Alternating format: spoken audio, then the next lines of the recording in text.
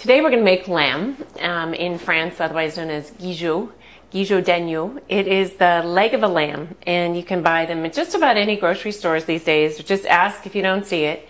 The lamb usually comes between 5 and 7 pounds. So we're just going to start out with rinsing it in the sink and pat it dry, because we're going to put lots of good ingredients on here. This is a very typical meat to have in France, very common, and here a lot of people use it on special occasions, but we find we do it just every couple months just because it tastes really great and the leftovers are delicious. And what we want to do is get a lot of garlic flavor inside this lamb. So one way to do it is several cloves of garlic. I've done 3 or 4, and I cut them into small sort of angled pieces. Take a sharp little knife, poke some holes in the top, just right through the fat, and we're going to stick those cloves of garlic right down inside. So that'll infuse the lamb with lots of really great garlic flavor, and the garlic afterwards is going to be really delicious. So you'll be digging that out and eating that along with the lamb. And while I'm doing this, I've preheated the oven to pretty high temperature, 425. So it's going to cook at a pretty high temperature the whole way around. Okay, that's great. Lots of garlic.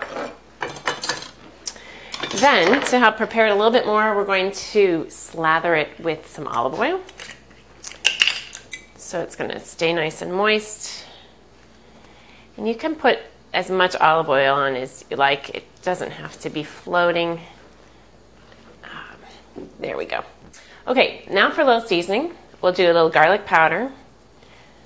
And you can do this really generously, so don't be afraid to put on a little more than you think you might need. But it needs a little salt. You do kosher salt or any sort of more granular salt would be really easy. Okay, so we've got salt, garlic powder, and excuse me while I wipe off my hands. I've put on lots of pepper. That's just great. That's all going to sink in there and be really delicious. Okay, now our next step is going to be put on some mustard. And again, it could be any kind of mustard you have around in the cupboard. I use the sort of country style, but it could be anything. Again, this is going to make a nice sort of a crust on the outside of the lamb while it's cooking. Just try not to touch the lamb and then put it back in your mustard jar. And again, you can be really liberal. There's no exact amount, just covering it so that it's nice and covered over. You can use your hands, you can use a fork, you can use a spatula. It's all delicious. So I'm going to spread it. And you can try to get it on the sides too. And on the ends. Those lucky people who get the ends will be very thankful. All right, so everybody's covered with lots of mustard. Yum.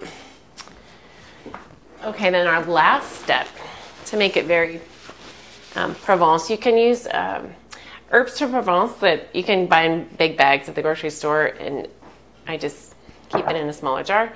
Or you could chop up anything like parsley, thyme, rosemary, just chop it up really finely and use that too. So again, this is just making a nice little crust, really easy.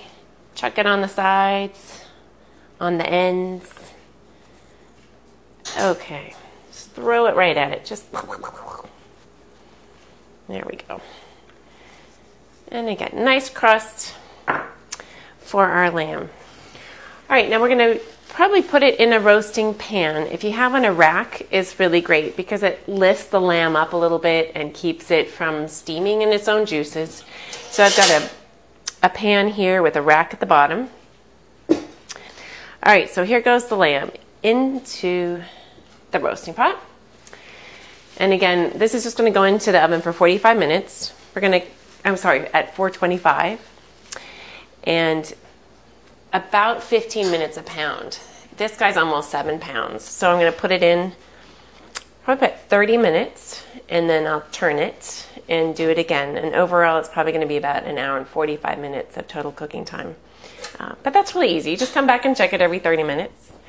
So we're going to take it over here and make sure it's got enough room. Probably should sit in the middle of the stove. Put the fat end in. And that's it. So we'll cook it for 30 minutes and we'll come back and check it. We'll flip it over, do it for another 30, and we'll check it and come back and take its temperature. All right, that lamb has been in for half an hour, so let's get it out and take a look. Go carefully, it's gonna be very hot. Oh yeah, oh my gosh, it smells great. Smell the mustard and all the herbs.